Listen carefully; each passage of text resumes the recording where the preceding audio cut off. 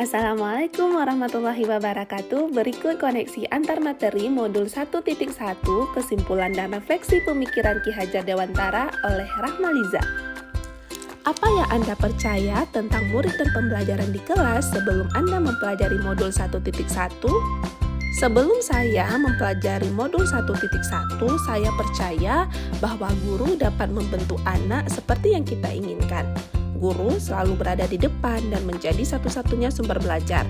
Saya juga percaya bahwa fokus pada aspek kognitif saja dan memandang semua murid adalah sama. Apa yang berubah dari pemikiran atau perilaku Anda setelah mempelajari modul ini? Ada banyak hal yang berubah dari pemikiran atau perilaku saya setelah mempelajari modul ini. Yang pertama, guru harusnya menjadi penuntun. Dalam proses menuntun, anak diberi kebebasan, namun pendidik adalah sebagai pamong dalam memberi tuntunan dan arahan agar anak ini tidak kehilangan arah dan membahayakan dirinya. Zaman juga semakin canggih. Saya menyadari guru bukanlah satu-satunya sumber belajar bagi murid. Banyak sumber belajar lain yang bisa dimanfaatkan sesuai dengan minat dan bakat mereka, namun tetap berupaya menjadi fasilitator dalam proses pembelajarannya, di mana sekarang ini anak-anak dapat mengikuti perkembangan informatika yang sangat luas di luaran sana, sehingga tentu saja pembelajarannya bisa lebih variatif. Saya juga menyadari bahwa semua anak memiliki keunikan masing-masing. Proses belajar yang dapat mengakomodir kebutuhan belajar murid akan menciptakan pembelajaran yang lebih bermakna. Pendidikan harus berorientasi pada murid, sehingga pendidik harus berhamba atau melayani dengan sepenuh hati kepada anak. Masing-masing anak mempunyai potensi serta minat bakat yang berbeda-beda.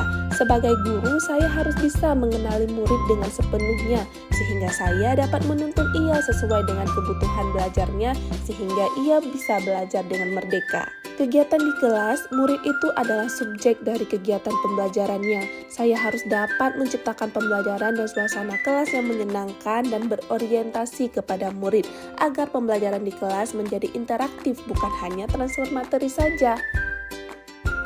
Kognitif memang diperlukan, namun alangkah baiknya juga bisa dibarengi dengan aspek-aspek lainnya, seperti aspek afektif, psikomotor, spiritual, sosial, dan budaya, sehingga anak-anak bukan hanya pintar, namun juga memiliki karakter, sifat, dan keterampilan yang baik. Lalu, apa yang bisa saya terapkan lebih baik agar kelas saya mencerminkan pemikiran Ki HD? Yang pertama, saya harus mengenali karakter murid dengan baik dan memahami bahwa ia adalah individu yang unik dan istimewa. Untuk itu, saya harus dapat melaksanakan pembelajaran di kelas sesuai dengan kebutuhan mereka.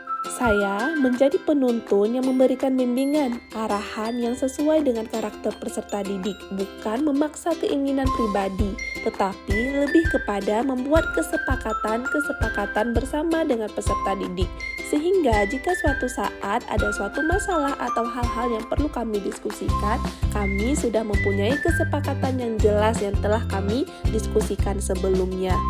Kemudian, menciptakan pembelajaran yang menyenangkan dengan adanya media pembelajaran yang bervariasi dan menarik minat murid, serta selalu menanamkan nilai-nilai budi pekerti pada setiap kegiatan pembelajaran, sehingga nantinya mereka tidak hanya cakap secara intelektual, tetapi juga mempunyai akhlak dan emosi yang baik. Kemudian, saya berusaha untuk menjadi teladan dengan melakukan pembiasaan-pembiasaan yang baik, sehingga murid akan meniru dan dapat menjadi karakter yang bisa lebih baik lagi daripada saya. Setelah mempelajari kembali modul 1.1 dan melakukan banyak diskusi dengan rekan sejawat di pendidikan guru penggerak, PP dan fasilitator, saya tersadarkan bahwa peran guru bagi murid itu sangat besar.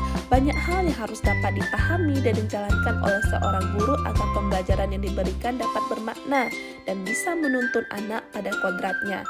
Di mana dalam menuntun ini juga, seorang guru tidak boleh memaksa, namun hanya dapat mengingatkan dan mengarahkan saja agar anak tidak salah arah.